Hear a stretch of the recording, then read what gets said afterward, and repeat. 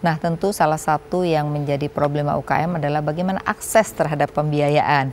Kita tahu bahwa apabila belum bankable, sulit untuk mendapat akses kepada perbankan. Nah, pengen tahu juga nih, pengusaha dua ini gimana cara mendapat akses kepada perbankan. Ya, Bu Hasina, gimana kalau waktu awalnya sehingga bank tuh melirik? Karena biasanya kalau UMKM itu belum bisa dapat untung, boro-boro dilihat ya, kita ngemis-ngemis pun nggak bakal kasih pinjam gitu. Tapi gimana prosesnya sehingga bisa akses kepada perbankan? Ya, jadi kan waktu itu saya pengen bikin produk lebih banyak, kemudian saya berpikir bagaimana saya bisa punya funding ya yang untuk memodali barang-barang saya. Nah, sebenarnya saya dapat masukan juga dari teman-teman sesama UKM juga. Nah, kita sering sekali sharing ya. Pada saat kegiatan tertentu, kumpul, ada event atau pameran, kita sharing gimana caranya. Ada juga beberapa jalur sebenarnya. Ada jalur dari perusahaan BUMN. Sebenarnya perusahaan BUMN itu juga memberikan ada CSR ya, CSR ya, memberikan bantuan dana kepada UMKM. Nah, itu juga persyaratannya berbeda-beda. Nah, kebetulan saya tertariknya memang yang lebih kepada jangka panjang karena saya membuat usaha ini karena memang saya pikirkan adalah saya harus bertahan untuk jangka panjang. Jangan sampai sekarang nggak ada bunganya, tapi begitu ada bunganya jadi naiknya nggak jadi langsung kan gitu ya. Terus gimana? Jadi saya nanya-nanya dulu, kemudian kebetulan saya juga dapat masukan ya bahwa memang lebih baik kalau funding itu kita coba ke bank gitu. Nah, kalau ke bank memang ada konsekuensinya juga. Jadi waktu kita di awal UMKM kita nggak kepikiran surat izin, baik itu apa namanya dari kelurahan maupun surat izin usaha yang ada yang secara resmi ya. Semuanya itu harus kita lengkapin. Nah, mulai dari ke kelurahan sampai ke kecamatan, saya datangin satu-satu untuk dapat izin untuk dapat izin. Belum lagi kemudian ada harus haki, ya, yang apa namanya mendaftarkan secara resmi merek kita supaya nggak diambil orang lain ya. Nah, kalau diakuin oleh Malaysia ntar kita nggak bisa apa-apa dong ya kalau kita nggak pakai haki ya kan gitu. Nah, itu adalah hal-hal yang memang pada akhirnya kita UMKM itu harus bersiap. Nah, itu saya sebenarnya sangat rindu kalau pemerintah bisa membantu dalam mensimplifikasi karena ini kan Anda harus satu-satu ya, mestinya Anda ngurus di satu tempat udah diurusin semua gitu ya. Apalagi kita yang UMKM sebenarnya kita kurang paham gitu loh. Kita ini posisinya di mana ya gitu loh. Anda aja yang punya banyak informasi aja susah, apalagi yang nggak punya informasi gitu ya. Betul.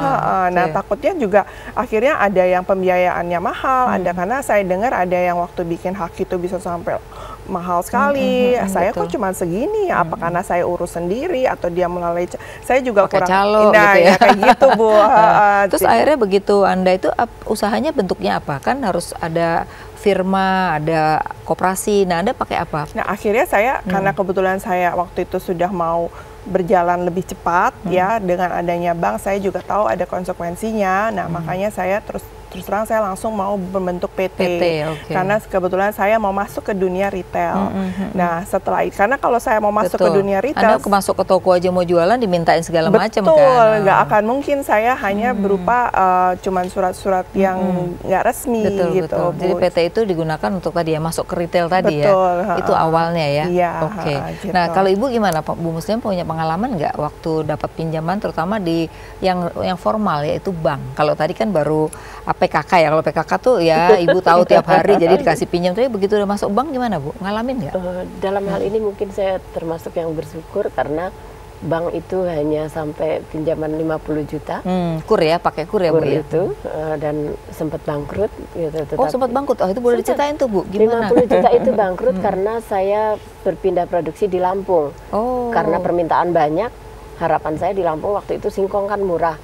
Saya bawa ke Lampung, produksi di sana sudah jadi kerupuk, dibawa ke Jakarta, tinggal digoreng, tinggal dikemas. 3 bulan kemudian semua petaninya beralih ke kelapa sawit. Gitu. Maka bangkrut yang menurut saya itu bukan keinginan saya pastinya ya. Iya betul. Dan itu tidak bisa Faktor supplier menjadi penting ya Bu ya. Artinya Ibu harus cari supply dari mana nih singkong tiap waktu gitu. Tapi sebagai Muslim saya ingat bahwa Allah tidak menguji umatnya melebihi batas kemampuannya. Terus apa yang Bu lakukan? Orang bank yang biasanya nanya kapan bayar itu tiba-tiba memberikan uang 100.000 kepada saya untuk mencoba lagi. Nah, gitu. Setelah dicoba lagi saya ternyata pergi ke pasar jumpa dengan tukang singkong gorengan di pinggir jalan itu kan dia cuma ambil yang pas ukurannya.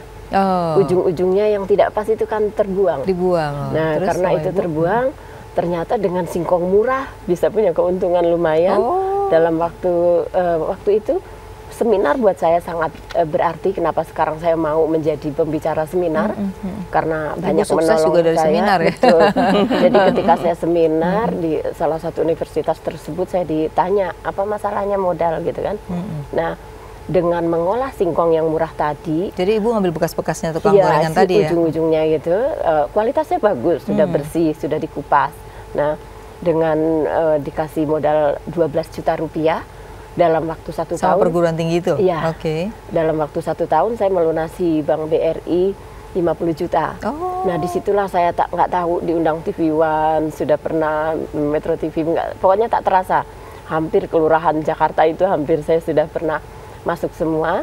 Akhirnya sekarang saya lebih banyak diundang untuk memotivasi bahwa kita itu bisa memulai usaha. Ini menarik karena biasanya UKM itu kalau udah bangkrut tuh udah dia cari kerjaan lain, atau yang tadinya udah jadi karyawan jadi pengusaha jadi karyawan lagi gitu ya. Tapi Ibu kok bisa sudah jatuh itu ingin bangun lagi tuh gimana? Ini kan proses Bu, karena ketika orang sedang down itu nggak mungkin dia berpikir rasional kan. Nah itu gimana? Saya tetap ingat, artinya gini, kan nggak mungkin juga ngelamar kerja usia makin tua, kan kita ngaca kan, nggak mungkin ngelamar kerja laku kan, ya otomatis ini yang saya bisa gitu kan. Toh tadi sudah kelihatan untungnya lebih besar. Nah, disitulah saya tekuni, ternyata sampai hari ini saya sudah punya 2 pemodal dari universitas dan komunitas Moge Harley Davidson. Sekarang jadi Ibu lebih banyak dari pemodal ya, bukan nggak ada pinjaman ya Bu? Tidak ada, saat ini saya tidak menggunakan bank. Bahkan saat ini saya tidak memikirkan gaji karyawan. Luar biasa. Sekarang sudah PT, saya sudah nggak ikut campur. Kalaupun ada jadi sekarang sudah punya profesional ya Bu. Luar biasa ya Bu. Jadi sekarang misalnya orang order ke saya 1 ton, karena kebetulan misalnya ibu kenalnya sama saya, kan maunya saya, tidak mau pihak di belakang saya padahal lebih keren gitu kan, tapi nggak mau. Maka MOU nanti turunnya ke pihak profesional saya, nanti beliau sudah checklist saya tinggal tanda tangan saja. Gitu ya, jadi sebagai pemilik ya? Ya, alhamdulillah. Bagaimana Ibu bisa percaya pada profesional? Nanti kalau ini kan masih pegang sendiri ya semuanya, karena ini menyangkut sentuhan gitu. Nah nanti Ibu bisa cerita seperti apa ya, tapi kita harus break lagi. Saya jangan kemana-mana, tetap di Economic Lunch with Ise.